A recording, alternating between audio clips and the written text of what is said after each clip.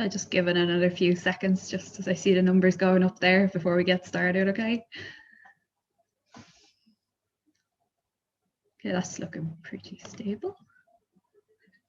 Great, so I'll just get started with the introduction. So hi everyone, my name is Nicola, so I'll be your host for this evening. So first of all, I'd like to say a big thank you to you all for taking the time to join us this evening for our first webinar of 2021. That has been very kindly supported by SuperValu. So tonight's webinar is part of an AsIAm SuperValu webinar series that we're going to be running in partnership with SuperValu throughout this year. So the topic we're going to be covering tonight is on autism and life after school with a focus on education. So I'll start by giving some brief introductions. So first of all, we're going to be hearing from Billy Redmond, and he's a school principal at the North Wicklow's Educate Together. Our second speaker is Fiona Earley, and she's an Autism Friendly Universities coordinator in DCU, and she'll be speaking about what they're doing in DCU and some accommodations that colleges can make for their students. We're also joined by two students, Gráinne and Ben, who will be giving us an insight into what college life has been like for them so far. I'll just give you a brief overview of how things are going to run. So we'll hear Billy speak for about 30 minutes, followed by Fiona for about 20, and then we're going to hear from both Gráinne and Ben after that for about 10 minutes each. There will be a limited amount of time at the end, about 15 to 20 minutes for questions and answers.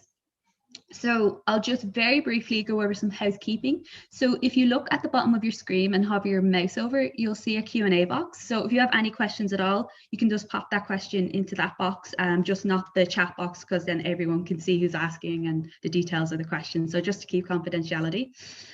So all of our panelists will be able to view the questions in real time. So some of the questions, they might be answered throughout the presentation, and some we might flag and answer at the end, if that's okay.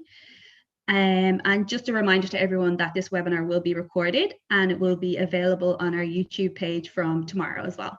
So I'm going to stop talking. I'm going to pass you over to our first speaker, Billy. So Billy, feel free to start sharing your screen if you want to there. That's great. Thank you very much. And a very big welcome to everybody here tonight. And I've been really looking forward to being part of this panel and being part of this kind of general, broader conversation about life after school. So what I want to do now is bring you through a kind of a brief presentation. Now, what I'm trying to do is give you headlines of information that will guide you, because I'm assuming I could be speaking to families, to young people making decisions, to adults thinking about adapting decisions that they might have made, people who are in between positions and thinking about re-engaging with education. So really what I want to do is kind of flag some of the more important information that you would be able to connect with, but also some of the more important websites. Now I'll make the presentation available to everybody through the AsIAm website in the next day or so as well. So I'm going to just start off by just sharing my screen here with you. Bear with me for 10 seconds. Now. So my email address on my website is there as well, and my email address is available on that, on my Twitter if you need to contact me directly, or if you have any specific questions that you want to ask. So really what I want to do tonight is talk about things like the National Framework of Qualifications. My own experiences, I'm 25 years a guidance counsellor. I've worked with the support services and I've worked as a school principal. And one of my greatest learnings in all of that time is we have a very linear concept of what education looks like. This idea that we go from primary to secondary, from secondary directly into third level, and that's very linear, when in reality, huge numbers of young people and adults have a much more fluid experience of education. And the National Framework of Qualification guides us through that. And an awful lot of what I want to kind of emphasize with you tonight is that it's not about the right way to go through education, it's the right way for you. What is the right way for your child, your son or daughter, you as a young person or you as an adult? What is the most appropriate and meaningful way? And there isn't a right way, there's only a right way for you.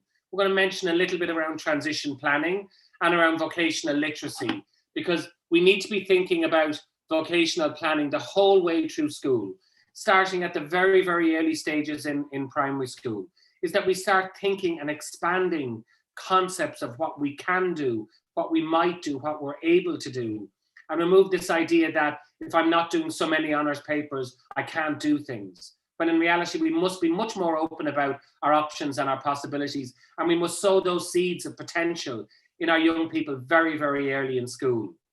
And looking around some of the educational supports and structures that are available and that support your decisions.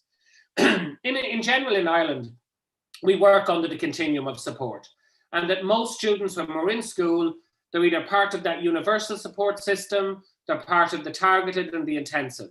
Now, we call that school support and school support plus in reality for these two areas here, the yellow and the green. And for many young people with a diagnosis of any form, they will really be part of that yellow and that green group as well. Now, that means that they get all of the supports that a school provides in the green, all of their policies, their practices, their well-being systems, all of that is available to them. But as well as that, they might have some more targeted support. They might have some more specific support around social and emotional skills, or academic intervention, or behavior management, or targeting particular life skills that you might need. And the intensive is much more targeted towards a more complicated profile for the young person. They might have access to an awful lot more supports. They might be accessing a special class structure. But really, throughout all of that, the supports that are available need to involve vocational support. We need to be thinking early and often around the kinds of messages that we give young people about what they can do, how they can progress through learning, how they can progress through school life. Because it's hugely important that when we think about the big questions, what do we want for you as a young person and as an adult? But also, what are we worried about? And I think when we think about what we want you to reach your potential. We want you to be able to be the most engaged in your own life as you possibly can be. We want you to have meaningful occupation, not just a job. And that idea that we just get work, we want meaningful occupation. That means that we're using your best skills. And one of the few benefits I think that will come out of COVID is the idea that the world of work can be a lot more flexible and still can be highly productive. That learning can be a lot more flexible and still be meaningful and engaging and productive. We want you to be a valued member of your community. And we want, most importantly, that you find your place in the world, that you find what engages you, what makes you feel energized and enthusiastic, and what makes you feel like you're contributing not only to your own life, but to wider society and the community. But we also want you to be educated in a safe and inclusive manner. And when you hear about some of the work with Autism Friendly Universities project, you will see how many colleges, and specifically, one will talk about how that all the efforts that goes into place to make sure that you have the most inclusive experience. And if you're a young person listening to this, or an adult in third level or in second level, it's very important that you are part of that conversation, that you do not passively allow that to happen, that you are actively involved in the conversation about what inclusion looks like for you, what it means for you. Because what is inclusive for me as a member of the LGBT community, as a member of the educational profession, as a member of my school staff, what makes me feel included and makes me feel like I'm working in an inclusive environment might be very different than what's meaningful for Ben or for Gráinne or for any other person who's engaging with the education system. But also what we're worried about how do we help you reach your potential? I think about all of the students in my school and all of the work our school community does to try and make sure that we're doing everything we possibly can to help you reach that potential, and to not get you over barriers, but to try and remove those barriers from you, to try and create. Somebody asked me once in an interview, what does an inclusive school look like for someone who's neurotypical? And I said, well, you won't notice. It's when you're neurodiverse is where you will notice those things. You shouldn't notice inclusion, you should feel it. It should be a sense of openness, and where something might be an issue for one person. So for example, it could be something visual, it could be something environmental, it could be something auditory. For another person, you just won't even notice it. But for that person who's neurodiverse, it will become a bigger block for them. And to be able to remove those and to adapt those changes is what's really important. And we're worried about how they find their place in the world of work and that they can gain meaningful employment, whether that's part-time, full-time, whether that's seasonal, whether that's contract-based and shorter-term work. But it's about finding what's flexible for you. And there is occupation out there from full-time permanent to occasional and contractual. And it's about finding what's right for you, not what you must or what's standard for other people. And helping other people see their capacity and their ability, but also understanding and inclusion, that you're met with a sense of understanding and inclusion, and that you have a right to be met with a sense of understanding and inclusion. And most importantly, we're worried about your well-being. I think all of our mental health, trying to run a school for me at the moment from my home is extraordinarily challenging. And it's that sense of, are the students okay? Are they engaging? I see our staff every single week tracking the level of engagement of students, our year coordinators following up with students, our AEN team making sure that those students who need additional support are getting that additional support, and how challenging it is for everybody at the moment. And I love this idea of this learning cycle where we move from, going to college will be no problem at all. We're very relaxed about it. It's comfort. We're unconsciously incompetent. We don't know what we're letting ourselves in for. And I think every third level student going into college, certainly last year, really found that, what's it going to be like? And then we panic when we suddenly become consciously competent of what we're not able, or consciously incompetent. We're suddenly aware that this is difficult for us. We're suddenly aware that challenges that I face, I wasn't expecting to find this so difficult. I wasn't expecting to find this so isolating. And the effort then to become capable and able in what we're doing, to engage with lecturers, to ask questions, to find libraries, to make friendships, to engage in living away from home. That takes huge effort. And for a young person or an adult who's neurodiverse, that effort can be profoundly more difficult and involve a huge amount more work than a neurotypical young person. Doesn't mean they won't get challenges, doesn't mean they won't have difficulties, but the supports are there. And in many cases, the supports in many third level organizations are excellent, they really are. And then we move to habituated learning, where we become much more relaxed and much more content in our learning environment. And for many young people who will have got settled into first year in college or settled into remote learning, and we really see that in school now. An awful lot of young people who were finding a challenge engaging in school are really thriving in a remote learning environment. And vice versa, other students who are really thriving in school are finding hard to engage well in a remote learning environment. But to be patient with yourself as you move through that stage, to notice the effort, and for your families and the community to notice when you're trying, but also for you yourself to be aware of that you're doing your best. And right now your best is absolutely good enough. But you need to notice your own effort and see the stuff that you're doing well. And remind other people in case they don't see it. You remind them that you're putting effort in. And there's some research around the bridges that we move through transition. This concept of that as we move from primary to secondary, from secondary to third level, or from third level into other learning environments, or into work and then into part-time learning, that there's all these things. And I love this as a really simple checklist to help you navigate and move through. That, that you're going to have skills to build around relationships and feelings. You're going to have to think about information and data as you move from one system to the next. The curriculum, the content that's being taught on either side of primary, secondary and third level, and how to manage that.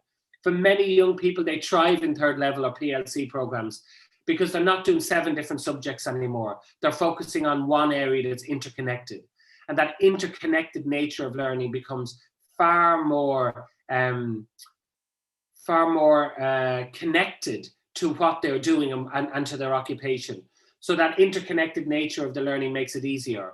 Also, the teaching skills and styles, getting used to the way lectures are happening. A lot of third level lecturers right now are finding a big challenge in working in this remote environment. So we're all in this constant learning curve. The lecturers are going through that comfort, panic, effort, and habit as well. Absolutely they are. And how we manage our learning, the way we manage it, the way we present our work, how we assess. Ben was just mentioning a few moments ago about lab work. All of these things that we're trying to adapt, the way we produce learning, the way we engage with other learners and in our groups.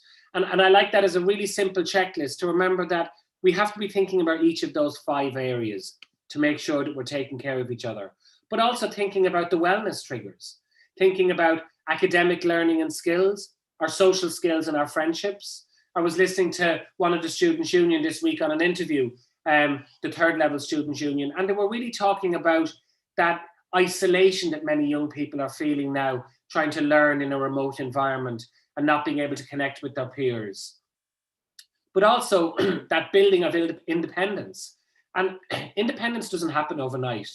It takes time and it takes work and support to build that sense of independence so you can feel safe as you move into the world of work, whatever shape that has for you. That decision making for future and realizing that you can change your mind. And in my own guidance practice, I see so many young people who started a course and stopped and started another course and stopped. And then they suddenly think, I've no way forward. And there are always ways forward. There are always ways through. There are ways of building up programs, taking credit from prior learning, creating a new program. There is always a way. The key is to navigate that in a meaningful way, but also understanding that financial and domestic arrangements are part of those, that wellness as well. And again, for your overall wellness as you engage in learning after school, as you engage in learning into your adult life and through your adult life. You know, these are all features. I was talking to a friend recently who's back studying in her 40s. And, you know, suddenly this idea of making new friends, engaging with new people, and actually that for her has been one of the most meaningful elements of returning back to education. And that gives her the confidence to work on her academic learning skills. But that idea of vocational literacy is that, and as a guidance counsellor of many, many years, this for me is one of the most important concepts for young people. You cannot be something you can't name or you can't imagine. And if I ask a lot of young people to list off all the jobs they can think of, they can only imagine themselves being one of those things. So part of vocational literacy is thinking bigger. Imagine if I could be. So for some young people, they could be the best copyright editor in the world. But if they don't know what a copyright editor is, they can't imagine themselves being it. If they don't know what an environmental scientist is, they can't imagine themselves being one. So part of it is to stretch out thinking, engage in conversations with young people in school, to be talking from primary school up. And I'll give you a simple timeline of all of the different things we can do in a moment. But we really need to build our research capacity around vocational literacy. YouTube is a brilliant source of looking up different jobs, thinking about it, hearing people talk about their jobs, and really building again that vocational literacy and never saying you can't be.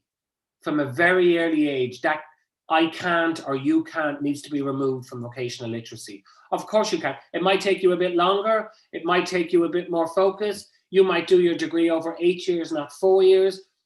But that's absolutely fine. There isn't a set timeline. It's the timeline that's right for you. And many people will know this national framework of qualifications. And in secondary school, we tend to go through 1 to 5. And that brings you up to Leaving Cert level. And when students have done junior cert, they have level 3. But you can also do level 1 to 5 in systems outside of the traditional school system. And as we move into traditional 3rd level, we tend to look at level 6, 7, and 8. But PLC courses, further education colleges, which provide absolutely wonderful programs. For many young people, I believe that's where their transition year should be. They should be doing their up to 6th class, up to 6th year, and then doing a PLC program. It provides brilliant training and focus. It builds your learning capacity. It really helps you develop your independent learning skills. And you can focus on one area. And for many young people, I've seen it build their confidence so that when they move in then to level 6, 7, and 8 courses, at whether it's Institute of Technology level, whether it's university level, whether it's the Open University, which is a wonderful organization, and I'll mention that in a moment, that allows you to study in a much more flexible way. But I think a lot of colleges are going to adapt and change the way they provide learning now because of their engagement with remote learning and with online learning and the adaptations that they've had to make. And then here, which are level 9 and level 10. And many people think, well, this is what I do part-time. I do my master's degree, or I do my doctoral program. I can do that part-time or full-time, but you can do all of these part-time. My nephew has just finished a level 8 course in insurance, doing the earn and learn apprenticeship models, where he worked with an insurance company, was working 3 days a week and studying 2. And it absolutely suited him down to the ground. Full-time education would not have worked for him, but he thrived in an environment where he was working and studying.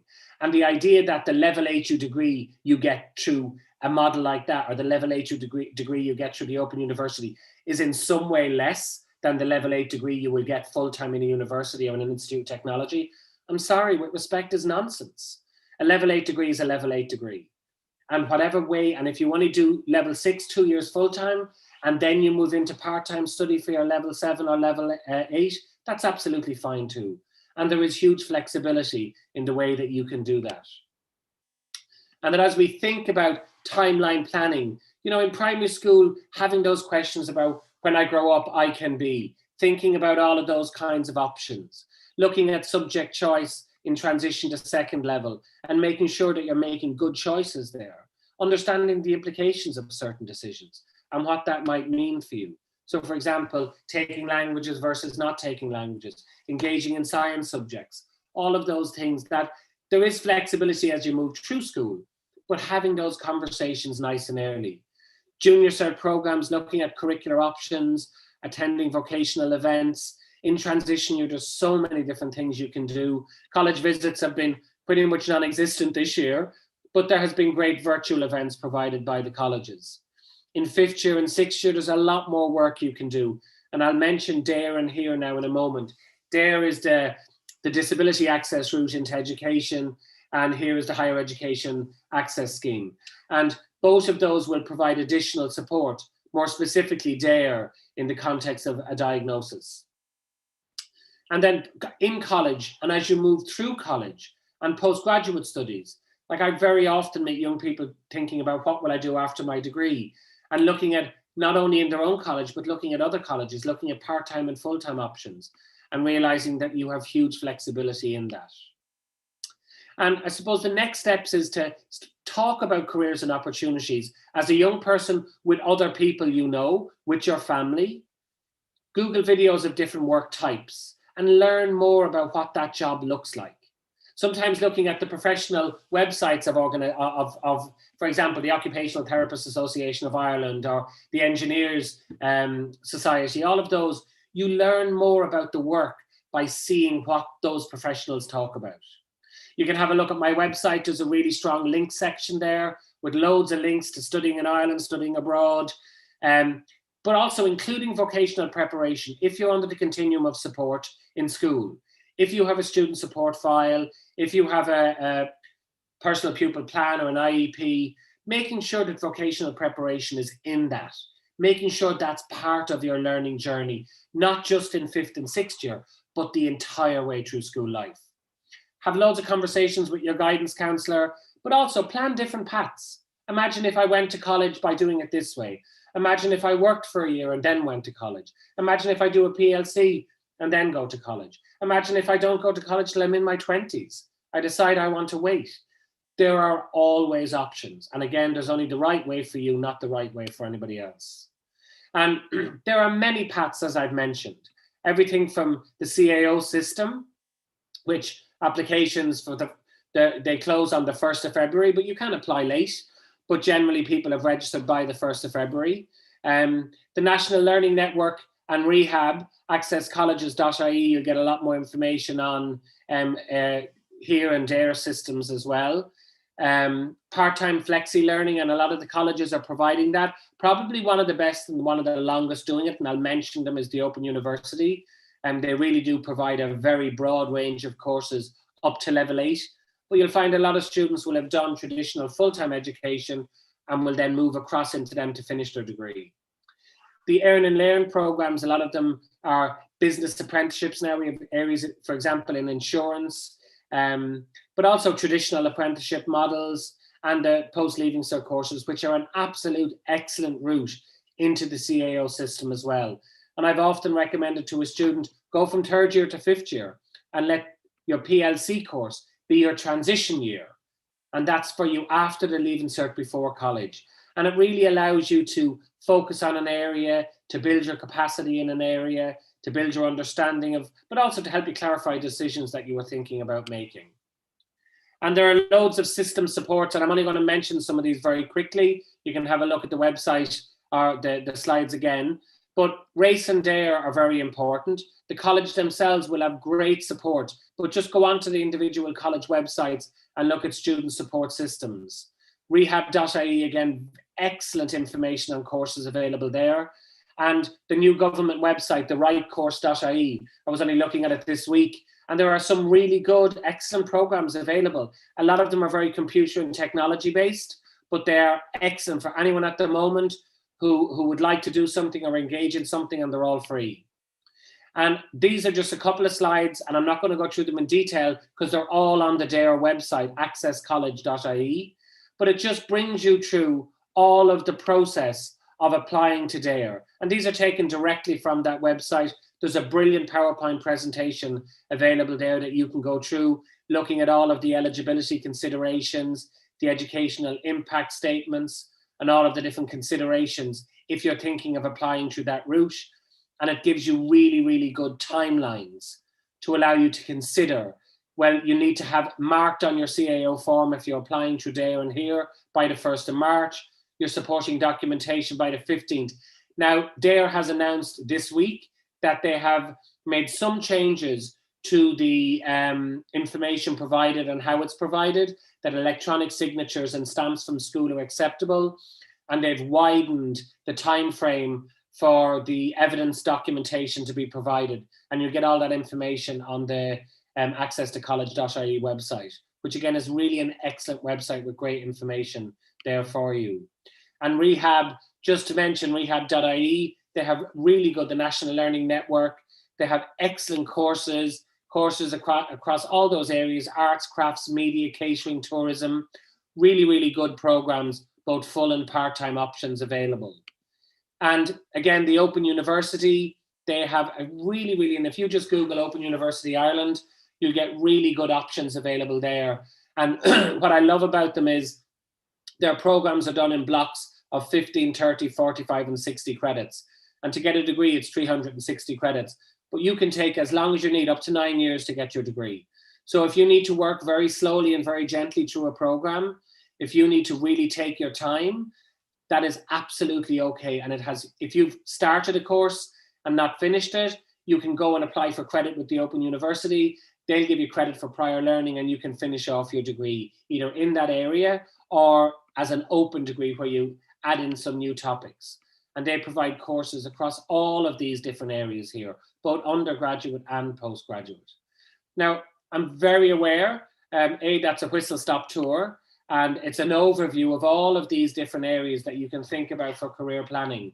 But again, this will be is recorded and it'll be up on live and up on YouTube, and you can listen back to it again. But if you have any particular questions, feel free to contact me via Twitter or via my website if I can be any use or any help. But just to say thank you very much. I hope that was useful and helpful, and I'll be around at the end for some questions. So I'll hand back to you now. I'll just stop my share and I'll hand back to you there now, Nicola. That's brilliant. Thanks very much for that, Billy. It's very insightful, and there's some really good comments coming in. Very clear information for a lot of people. But it's a very confusing system sometimes. I think some people missed your email as well at the start there, asking for it in the chat box. If you can just pop it in the chat box for people to email you as well. Absolutely. Thanks very much. So I'm just going to pass you over to Fiona Earley now, and she's going to tell us a little bit about the universities project and what they're doing over at DCU and some accommodations that colleges can make for these students. Go ahead, Fiona. Billy, start sharing your screen. No problem. Great, thank you. That was great, Billy. Thanks a million. Thanks.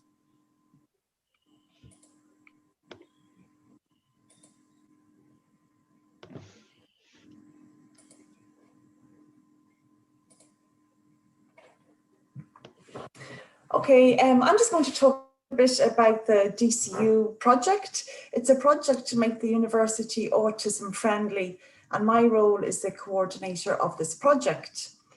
So the background is it was based on a research report by DCU School of Nursing and also AsIAm. It involved 18 months of research and it looked at some issues that autistic students and individuals working in DCU might face, and also it recommended potential solutions. The result is an action plan of 8 principles and a lot of actions for DCU to implement. So by talking about the actions, it's quite solutions focused. So I'm going to go through the actions and just a very brief whistle-stop tour of what's happening in the DCU space at the moment. So just briefly, the principles that came out of the research. So this means what an autism-friendly university would look like. So it would encourage and enable autistic students to transition into university. So that covers a lot of what Billy spoke about really reaching out to students and figuring out what is the best fit for them, what is that particular student's condition for success, for succeeding in a university. Also, like building capacity to equip students to really thrive socially, not just to get by, but to thrive and also to succeed academically. And a lot of focus is on social. A really important part is to try and make the environment sensory friendly. Also important is combating the stigma, because ideally, if a student discloses their diagnosis, they have a quicker and a more holistic access to supports. If a student doesn't disclose, it's a little bit more difficult in relation to funding and other things. But also, if a student isn't disclosing because of stigma, well, that's something that we really want to be talking about and having conversations around. Also develop understanding and relevant knowledge throughout the university. So that's for everyone. That's for bus drivers coming into DCU, that's for Londis, the bank in DCU, academic staff, peer students also. Really important, establish channels so that autistic students can have a voice in various aspects of university life. And that really is one of the cornerstones of the project, that we feed in and we get tons of feedback from the autistic community in DCU in relation to any of the projects that we're running. Increase employability. So really, I think a lot of the understanding of when DCU decided to become autism friendly was based on the fact that there is a significant high statistic of unemployment within the autistic community, both unemployed and underemployed. And this is something that third level universities or any third level education, further education, needs to be addressing. We know this, but just some strengths, and I suppose how, lucky a university or any form of education is to have neurodivergent thinkers in the, whether it's DCU or school, but just it's way more diverse to have different types of thinkers. And also autistic students in DCU, what we're talking about in relation to research, much higher motivation to learn in a focused area of interest. And again, like what Billy covered, it's about kind of doing detective work before you get to college, whether that takes 1 year or 3 years, to figure out what is the right fit for you. What are your own conditions for succeeding? Attention to detail, skilled rote memory, uniquely logical way of thinking, like creative, thinking outside the box, and diversity. So any educational establishment wants diversity. You don't thrive in an environment that isn't diverse.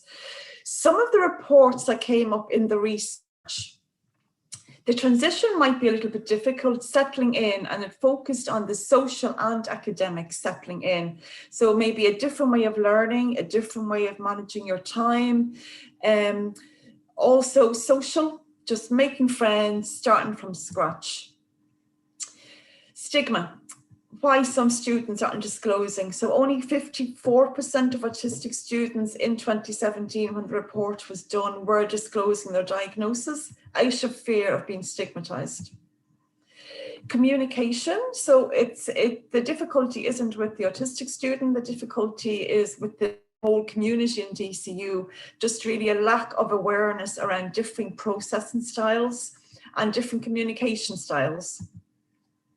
The sensory environment, obviously any university and school, I guess, is like a really busy, bustling environment. So lots of noise, lots of lighting, lots of smell, lots of close proximity. And sometimes a day-to-day can be, I suppose, a daily battle to survive. So you're in survival mode.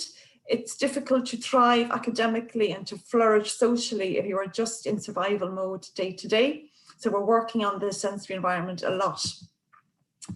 Transitioning into DCU, some things that we're doing at the moment, this webpage, that's the address there, autism.uni.org.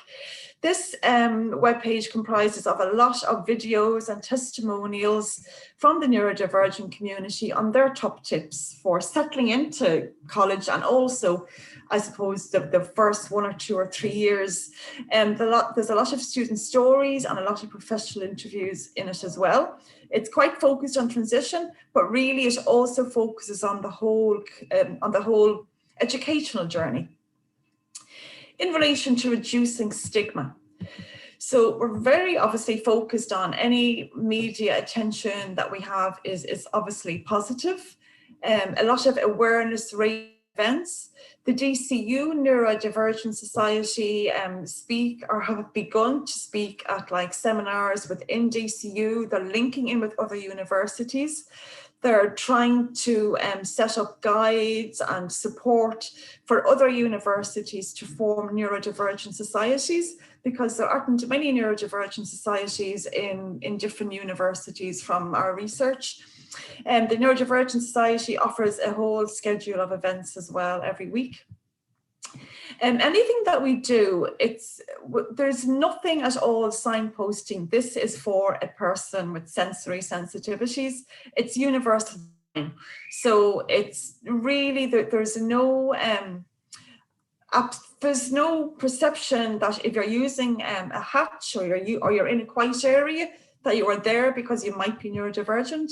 It's because it's a good design for anyone. It's a good practice to have quiet areas and also to have chaotic spaces for students. Media coverage, again, it needs to be always positive, and it is. Communication. So we do a lot of training in DCU. We work with students, we work with academics, and as I said, we work with business staff.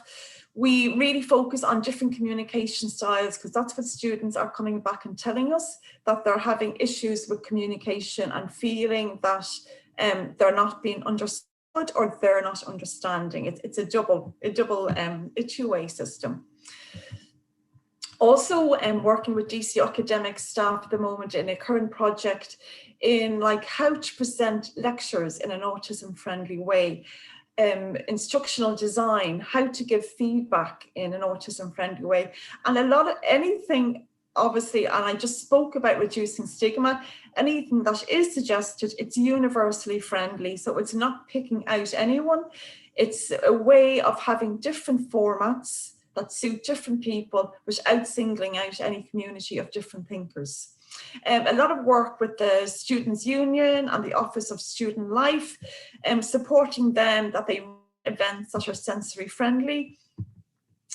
Employability. So working with, we are providing autism awareness for employers. That's employers who work with DCU in the intra program and also graduate programs, and also Specialist Stern are our partners in this project, and they're offering, they do one-to-one mentoring and coaching in relation to interviews, and I suppose helping students navigate a quite complex interview system where it's very grey and open-ended questions. So working like through that. The sensory environment. So obviously university is a busy, bustling environment, full-on noise. We are publishing at the moment, we're working with Magda, Dr. Magda Mossafat. She is an architect with an area of expertise in autism-friendly design. So the idea of this is that we produce, I suppose, a guide to help estates and to help anyone building or designing in DCU, but in any university, because it'll be a shared research project. So they will consider looking at lighting, looking at noise, looking at navigation. Again, universally friendly. Any changes that are done benefits everyone in DCU, not any particular community. Things that are happening in relation to the sensory environment at the moment, and there are things that can be run in most places. Well, one or two of them are quiet spaces. It is very difficult to get a quiet space in a university, but like any external events we will have a designated room as a quiet area. We'll send out media videos in advance, letting people know, so that you know before you go to a clubs and societies day when the quiet time is. So therefore, you know that it might suit you to go around all the stalls between 1 and 3, because DJ Sock or whatever, like the music will be, well, the music will be off, and all announcements will be off. And it is about making this practice.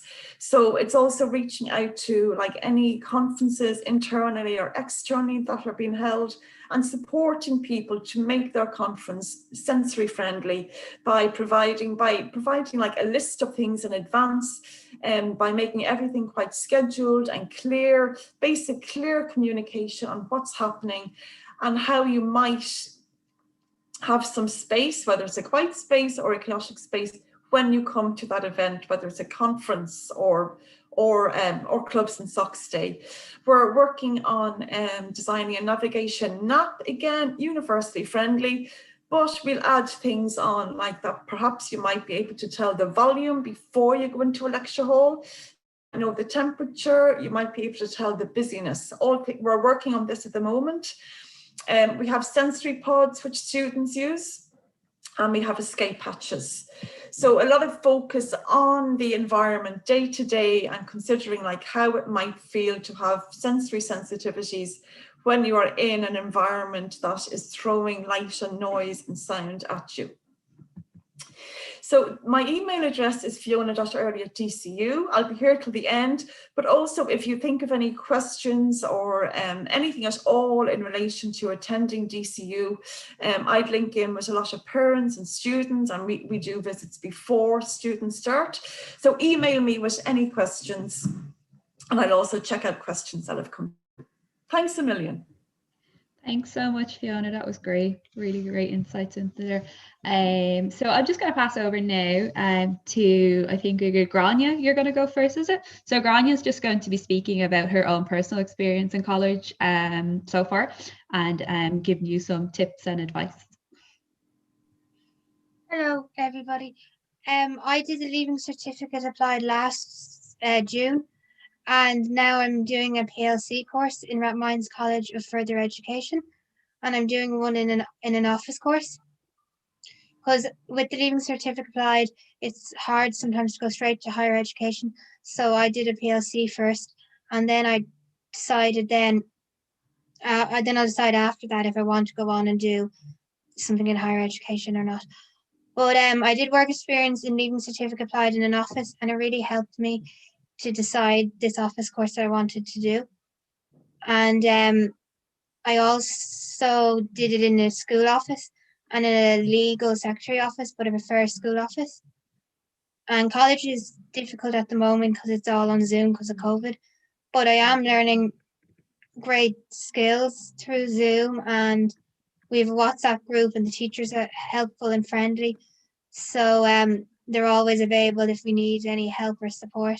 And we have a Moodle page where they put up notes and they do recordings of colleges, the college things that we learn. So they're helpful that way.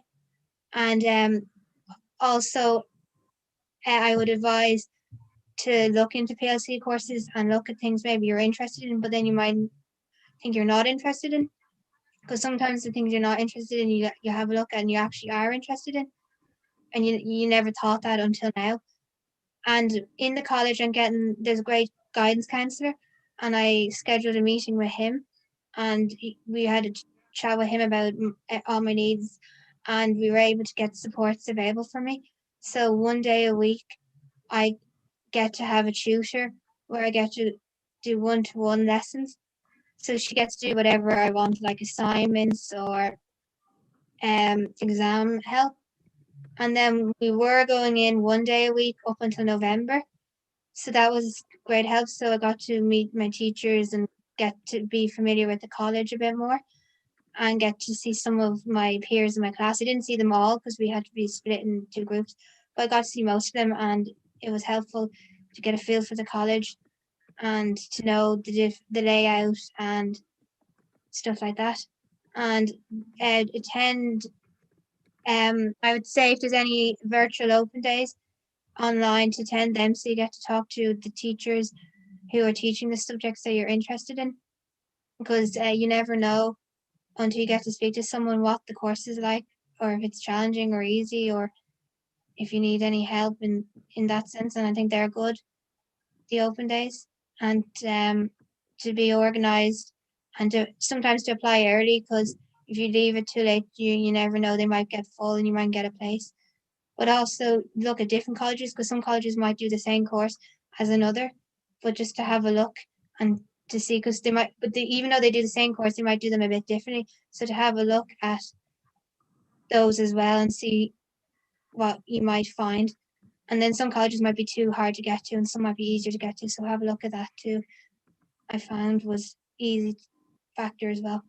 And to stay on top of things as well, because college can be hard to, definitely at the start, to navigate deadlines when you might have 3 assignments due around the same time. So to kind of stay on top of things, and if you are struggling, to maybe ask for help, and they're all friendly, so they'll help you out. And sometimes I found as well, if I needed a deadline to be extended, they would let me extend it, so I could do it and hand it in a few days rather than hand it in when it's actually due. They can extend it for me, because sometimes we'd have exams at the same time as assignments being due.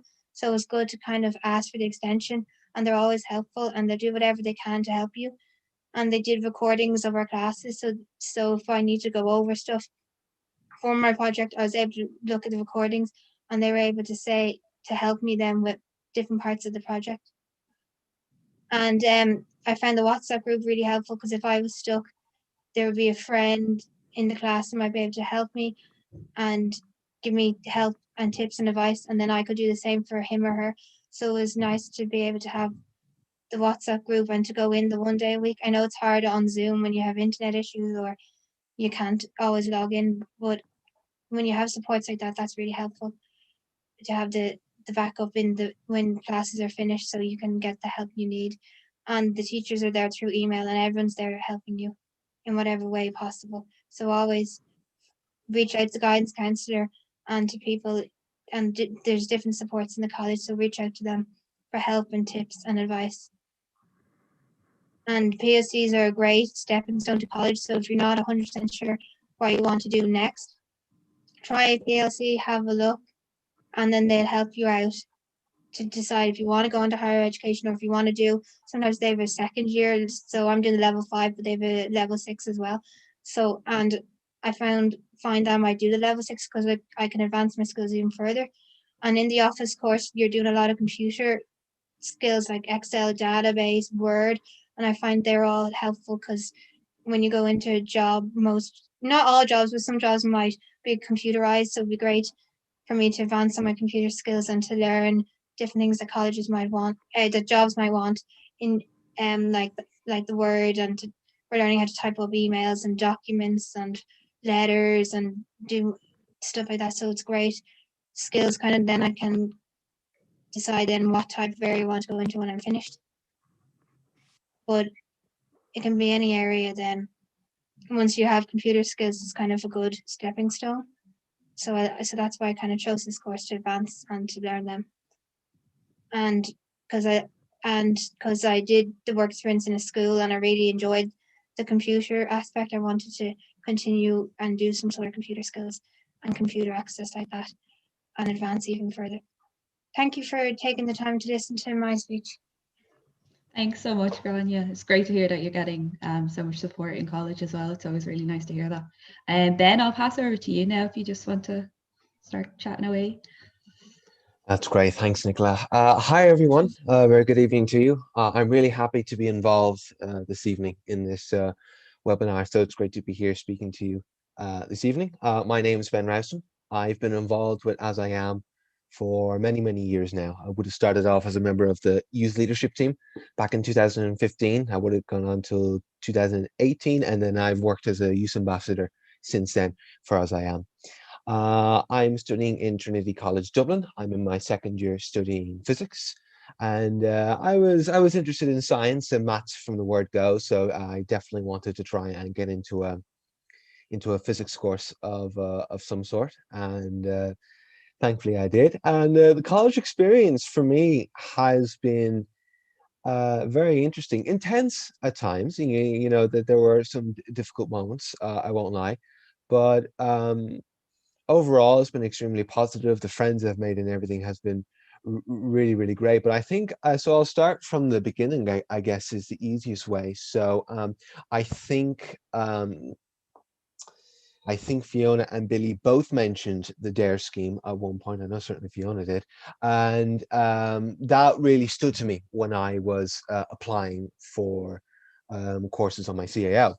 And unfortunately, the Leaving Cert didn't quite go my way. I mean, I would be quite an academic student, but unfortunately, there were certain circumstances against me when I went to sit the Leaving Cert. Unfortunately, I suffered a very serious bereavement about halfway through, and the remainder of the exams I had to sit then were increasingly more difficult.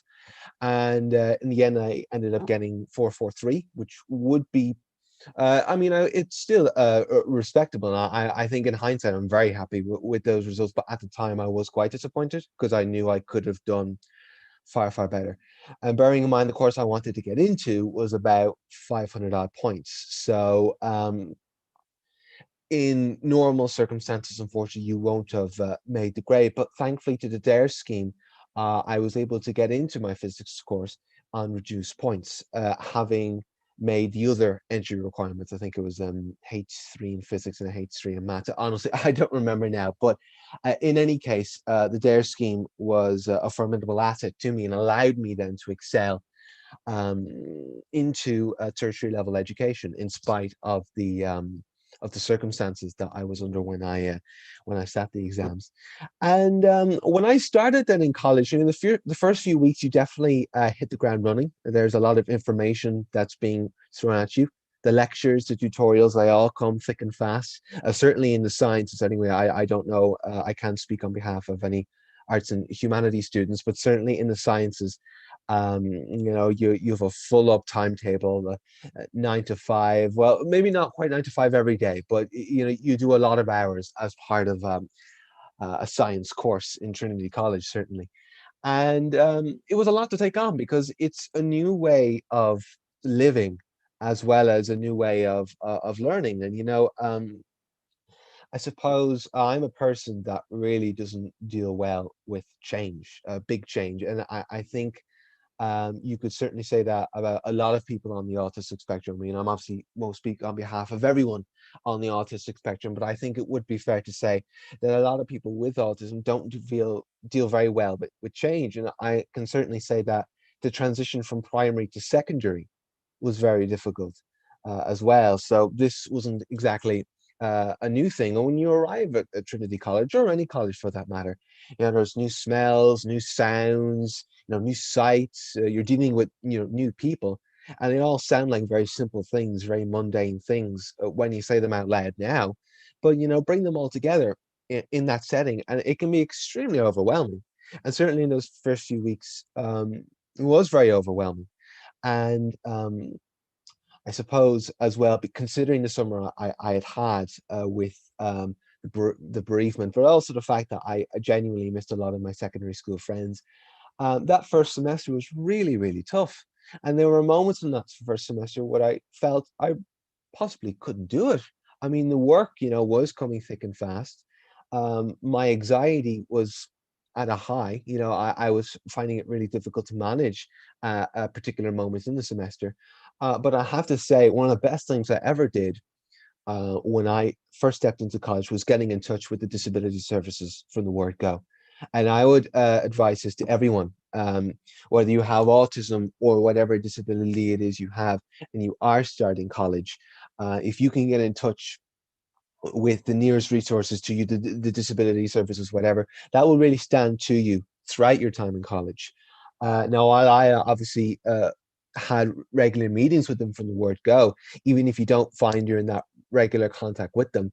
You know, if you're halfway, let's take a scenario to your third year, you know, and you run into some predicament, you know, that you can get in touch with the disability services, and they can't say, well, we really don't know who you are because you didn't get in touch with us from the word go. Yeah, there's one piece of advice I would give to you, and again, that really stood to me because I did get in touch. And as the semester progressed, and I felt I could reach out because they were very accommodating from the word go, and they were able to help me put a plan in place, like a study plan, how to manage my anxiety in certain situations. Because as part of my autism, I'm very, very sensitive to noise, loud noises, sudden noises. So as you can imagine, like a big lecture hall full of whatever, I mean, if you take one of the main lecture halls in the Hamilton building, you've got anything up to 150 students in one room, which is a huge amount of students. You know, I can get very, very loud, and you know, the atmosphere can become extremely overwhelming. So they were able to help me put coping mechanisms in place, and they really stood to me during that first semester in college. And I made it to the end of the semester. You know, I sat my exams. I did very well in my exams as well, I might add. And you know, I felt a part of the place. Which I suppose is another thing. When I first joined Trinity, I wasn't really sure if I belonged in Trinity. You know, I was someone who had always excelled academically throughout my time in secondary school. And then I had gotten in on reduced points, and, you know, I was surrounded by people that I figured were just far more intelligent than me, when, you know, that wasn't the case at all. You know, at the end of the semester, I realized, you know, I belong there, you know, and that's something I will say to obviously anyone who's going through the college experience right now, particularly in the era of lockdown or COVID-19, to remind yourself that you can do this and you do belong because you've put in the work to get into college, and you've set yourself up so that you can excel in tertiary level education. So coming into the second semester, you know, I felt really, really good about myself, and you know, I got tucked into my work straight away. Obviously, then when lockdown happened, the circumstances changed completely, and obviously that goes for every student in college. The science, it's become a lot more difficult to manage because as part of my course, I have to do a lot of laboratory experiments. But of course, at the moment, that's not possible because of the level 5 we're in, and obviously the lecturers themselves are panicking to figure what to do. And well, I'd say when second year started, that was a bit more difficult as opposed to when lockdown during the second semester of first year started, because I was finding it quite difficult to get motivated and to schedule everything, because suddenly I was having to schedule my lectures as well as my study, because in the era of not in lockdown, you would ultimately go to your lecture, you'd write for 40 minutes and then you'd go away, where suddenly now this wasn't the case. You had all these videos of lectures piling up on you, and I suddenly had to schedule those as well, and that was difficult as well. So to be able to make a plan there was very, very important. I mean, it always goes without saying, you know, when you plan well and prepare well, it always sets you up in the long run. And obviously, especially in the era of COVID-19 as well, where everything is unfortunately in a complete state of disarray. You know, you do have to do that, sort of go that extra mile to just keep everything in place. And that's been a big thing for me, I suppose, in terms of trying to keep up on my work, which has been extremely difficult, just in terms of how quickly the work is coming, but also in terms of just getting motivated. You know, and obviously I've been trying to find mechanisms for myself to try and get into that zone of just self-discipline and just motivation. I'm doing a lot of running at the moment, which has really changed my mental attitude in COVID-19. I mean, that's pretty much my college experience up until this point now, today. But I suppose if I could give any advice to those of you who are, looking to start college in the future or are in college at the moment and really, really struggling, because I mean, the reality of it is there are a lot of us struggling at the moment because this lockdown is going on, and it's extremely hard for us to keep motivated, And what I would say is, and this is a sort of a mantra that I've always lived by and that my family have always lived by, is that it's not about where you start off, it's about where you end up. And I'd really that is my, if you take away anything from me today, I would, definitely take that away with you, because I think, and again, I've always lived by that. And there have been moments in my academic life and my academic career where I felt I just can't do it. I'll throw in the towel, I'll drop out or whatever. And I'll confess to you, there were moments in the first year, where I did want to drop out because either my anxiety was too high or I felt I couldn't do it. And certainly I was lacking confidence in that respect. But, when I associated myself with the people that did care about me, that wanted me to stay in college and excel in my academics, that gave me the confidence to keep going and to excel more than anything. And I don't mean just scrape by the exams. I did fantastic in my exams, and I'm happy to say that in front of you today that, I am excelling in college in spite of the circumstances, obviously, at the moment. But definitely what I would say to all of you out there is, we will eventually live in an era where we're out of lockdown, we can see each other again. And again, not about where you start off, it's about where you end up. Thank you very much, guys. Have a nice evening. Thanks so much, Ben. That was great. Thanks so much for sharing all that with us and for the great advice and tips you've given everyone. So I suppose we have some time for some questions. I know you guys have been answering some in the Q&A box throughout the presentation. Billy, I see you do that there. I've just flagged a couple that we might answer just out loud. There's one here. Is the DCU report available to access? So Fiona, I think that one's for you. So it's the one you were talking about in your presentation. People wondering, can they go online and get it? Yeah, sure it is. I went online there very quickly. So I'm going to add the link to the slides, if that's okay. So that brilliant. I thought it was in, maybe it's not. So I'll add the link to the slide. It's on slide brilliant. And send it out as a PDF. There is a question that came in earlier. If your child is going to a PLC or third level and they need an SNA, is there such an option available in third level, or any information on how would you progress with that? Any ideas there? Well, I think it depends on but in a lot of cases in the PLC programs and in the university and college settings, there are personal assistants. And they are kind of their version of an SNA. Yeah. And it really just depends on the level of need that is present in the young person, what their disability might be. But again, the first protocol is always the access office in your college or further education establishment. The most important thing, and Fiona mentioned earlier on, is just, whatever support you need, it is absolutely appropriate and right that you ask for that help. And by doing that, it means that you model other people asking for that help and that support. Every one of us at different stages in our learning journey will need help. And I think by being really open and transparent, that's how we create an inclusive educational system, is by really opening those doors up, asking for those help, naming what it is that you need. Now, sometimes you need to name it a few times, but be brave about being stubborn. There's nothing wrong with being consistent and persistent about what you need and trying your very best. And sometimes you just need to ask the right questions. And exactly as Ben said, prepare well, organize your thinking, put your thinking down on paper. Don't just go into an office. Maybe you might send an email first to the head of your department and to the access office, ask to make an appointment, have a list of questions of things that you need.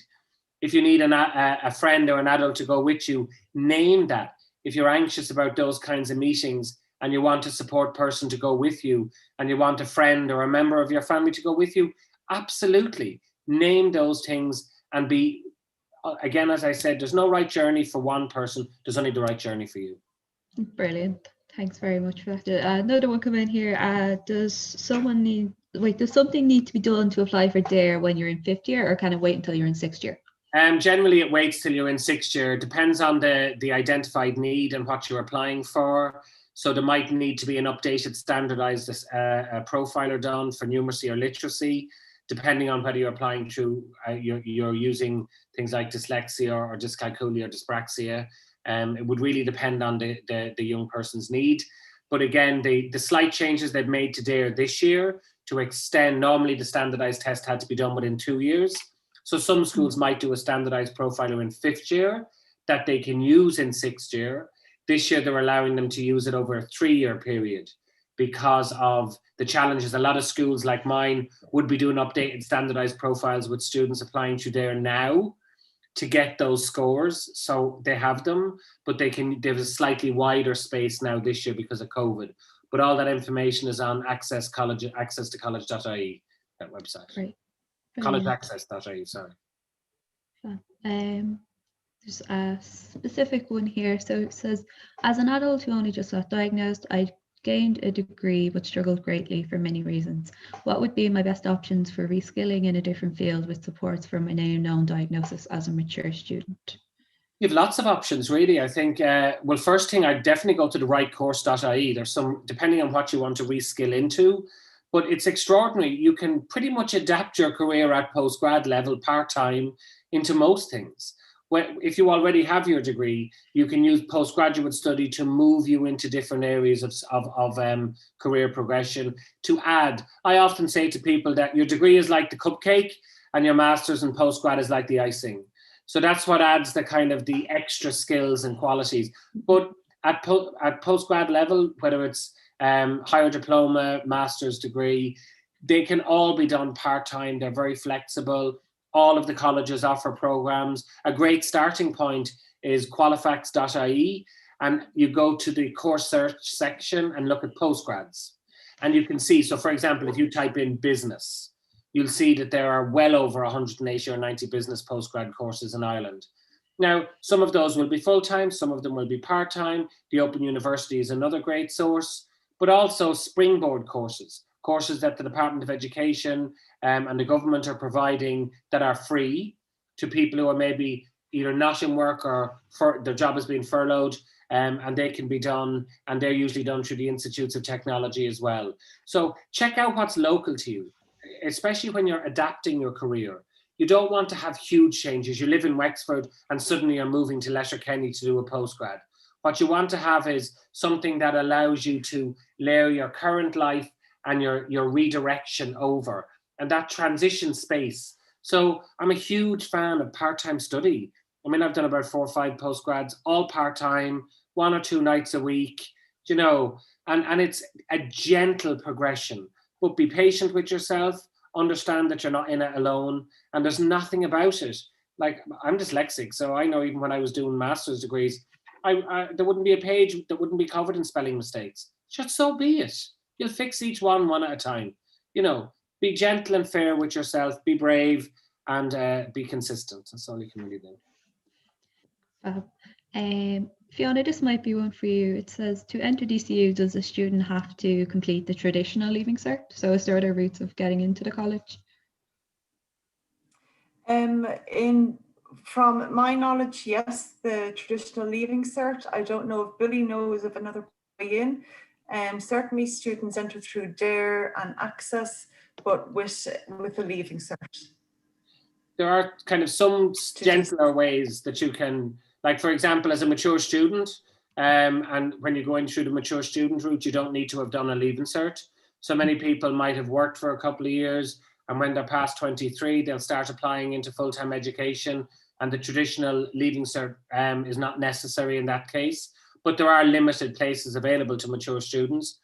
But you can also do a FETAC course, further education and training program, like a PLC. You could do that at level 5 and also at level 6 and progress in through that route as well. But there are less places available than would be available in the normal kind of CAO traditional route. Mm. Yeah, there are, sorry, that is a way in as a mature student. There's also like DCU connected online learning. So there are all things to look into. And they're excellent programs, really, really good programs. Great. Can you access DARE from the LCA? Traditionally, the normal route from LCA would be to do a PLC program and then to apply through CAO from after doing a PLC program, and then you would be accessing DARE through that system then as well. But you'd be using your FETAC as well as your traditional LCA. And one of the previous questions that one of the group asked was around, is there a junior cycle version of Leaving Cert Applied? And there really isn't, but what there is in the last number of years, there are level 2 programs. When I spoke about the National Framework of Qualifications, and I said the junior cycle is at level 3 in the national framework, there are some programs available at level 2. Depends on the young person's ability.